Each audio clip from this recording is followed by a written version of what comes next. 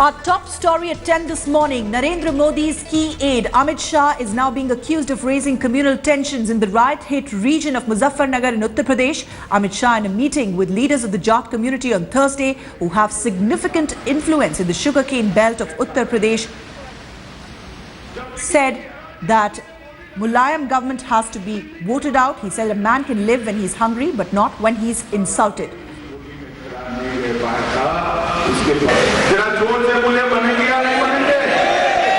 सिर्फ नरेंद्र मोदी प्रधानमंत्री नहीं बनेंगे, एक वोट भारतीय जनता पार्टी को दोगे और मोदी जी प्रधानमंत्री बनाओगे तो दूसरे ही समझना मुलायम की सरकार अपने आप गिर जाएगी।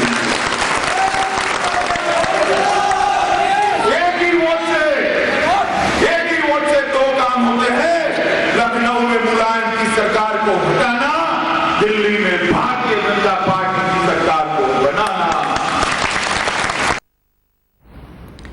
My colleague Amir Haq is just joining us live from Lucknow with more. Amir, loaded statements there that have been made by Amit Shah in Muzaffarnagar, not just talking about what will happen to the UP government if and when Modi becomes the Prime Minister of the country. But apart from that, he also hinted to the Jat community on why they should vote for the BJP this time.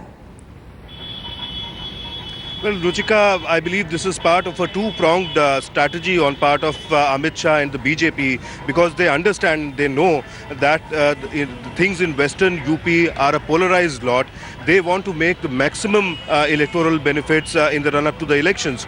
The first part is that they want to consolidate their vote bank in Western UP, especially the Jats who were on the side of the BJP around the time riots happened in Muzaffarnagar and the neighboring district. And the second part is to divide the anti-BJP votes, especially from amongst the Muslim community, and to see to it that it doesn't go en bloc to either the BSP or the Samajwadi Party. So this is a very clear strategy, also aimed at polarizing voters, because the BJP understands that their voters are going to stick to them if they continue to harp on their agenda, the one that they were pushing since last 6 months. So Amit Shah clearly aiming to polarize voters ahead of the elections, and also making it sure that the voters who are not coming to the BJP do not go en bloc to any single party.